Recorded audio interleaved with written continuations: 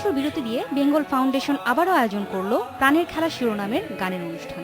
2 পর্বের মধ্যে প্রথম পর্বে বৃহস্পতিবার পরিবেশন করা হয় নজরুলের গান। প্রাণের খেলা অনুষ্ঠান আমরা 2007 সালে অনুষ্ঠান আরম্ভ করি।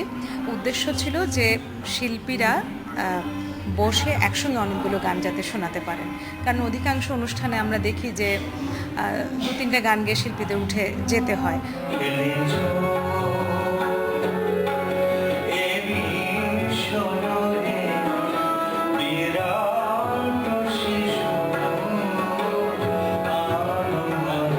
সাম্যের কবি নজরুলের বিচরণ সঙ্গীতে সবঙ্গনে প্রার্থনা সঙ্গীত পরিবেশনার মধ্য দিয়ে শুরু হয় অনুষ্ঠান।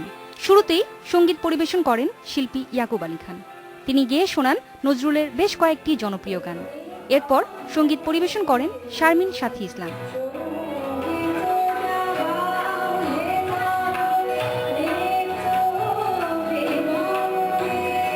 আয়োজনের দ্বিতীয় পর্ব অনুষ্ঠিত হবে 9 জুন। মহিউজ্জামান চৌধুরী ও শামা রহমানের পরিবেশনায় থাকবে রবীন্দ্রনাথ ঠাকুরের গান। নূরে জান্নাত, ইন্ডিপেন্ডেন্ট নিউজ।